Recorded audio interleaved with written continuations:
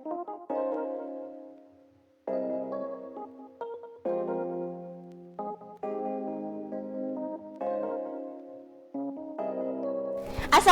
anak-anak. Apa kabarnya kalian? Semoga kalian selalu sehat dan tetap semangat ya.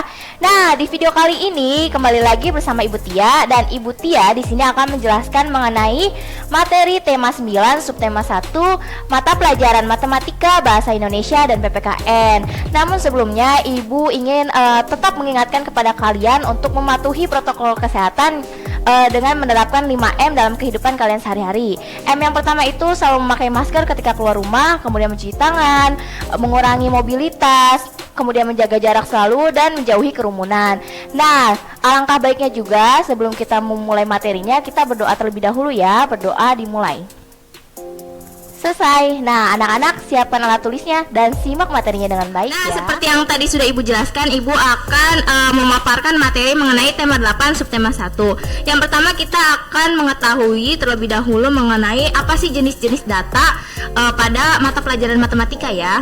Nah, data itu terbagi menjadi dua, data tunggal dan data kelompok. Data tunggal itu merupakan data yang disusun sendiri menurut nilai dan besarnya masing-masing. Nah, kalau data tunggal di sini itu jumlahnya itu tidak lebih dari 30.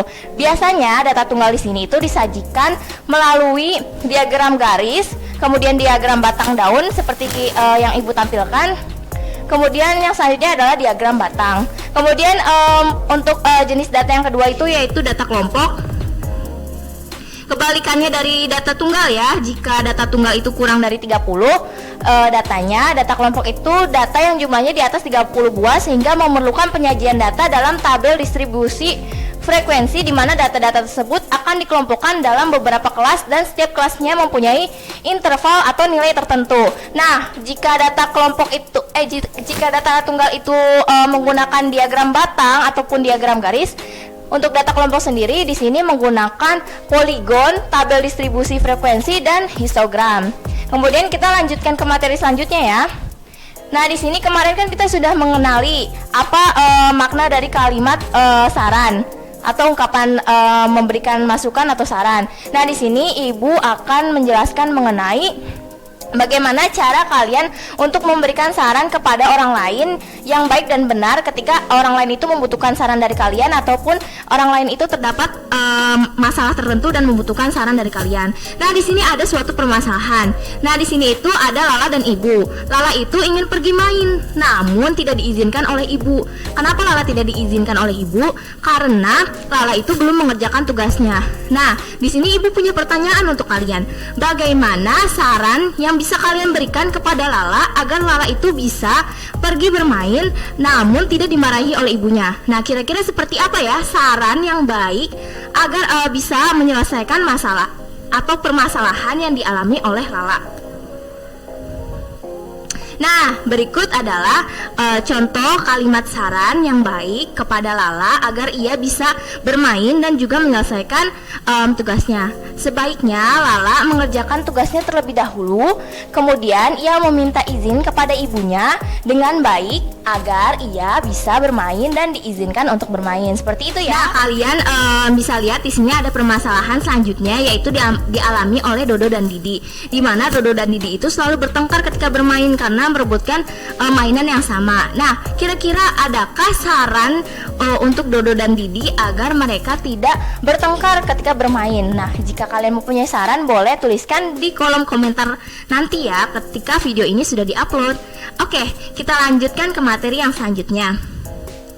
Nah, sekarang kita melanjutkan materi yang sebelumnya ya. Yang sebelumnya itu kita sudah mengenal mengenai dampak positif yang bisa kita tiru atau bisa kita terapkan di dalam kehidupan sehari-hari, dan dampak negatif yang harus kita hindarkan ketika kita melakukan kegiatan sehari-hari terhadap perbedaan keragaman karakteristik individu yang ada di lingkungan kita. Nah, berikut Ibu akan menjelaskan dampak positif dan negatif kembali mengenai keberagaman karakteristik individu yang ada di sekitar atau di lingkungan kita ya. Yang pertama itu dampak positifnya itu ketika kita hidup bermasyarakat atau bertetangga yang mempunyai karakteristik yang berbeda, kegemaran yang berbeda, itu bisa menimbulkan rasa toleransi ketika kita menemukan teman yang berbeda pendapat, hobi maupun kegemaran lainnya. Kemudian yang kedua itu dampak positifnya itu timbul rasa persatuan dan kesatuan. Karena perbedaan itu kita juga bisa saling menghargai orang lain, kemudian kita juga menjadikan diri kita untuk berteman dengan baik terhadap orang lain. Kemudian yang ketiga itu lebih mengenal masing-masing karakter orang-orang sekitar kita. Karena perbedaan karakter-karakter tersebut, kita juga lebih mengetahui bahwa karakter yang dimiliki oleh orang-orang di sekeliling kita tuh bukan hanya satu atau dua saja karakternya, tetapi banyak karakter yang bisa kita ketahui. Kemudian yang terakhir itu tali persatuan dan kesatuan semakin kuat. Karena adanya perbedaan itu, kita saling memahami antar teman dan menimbulkan tali persaudaraan yang lebih kuat karena pemahaman kita terhadap orang lain. Nah, selain dampak positif dari keberagaman individu atau keberagaman karakteristik individu di lingkungan, kita juga harus mengetahui apa sih dampak negatif yang harus kita hindari ketika kita mempunyai teman yang beragam karakteristiknya. Yang pertama itu mudah terpecah belah. Nah, kita itu harus saling memahami ya, agar kita itu tidak berbeda pendapat terhadap teman. Kemudian yang kedua itu munculnya persaingan karena perbedaan itu terkadang individu dengan individu lainnya itu merasa dirinya itu lebih baik daripada individu lainnya. Misalkan si A itu merasa dirinya lebih baik daripada si B.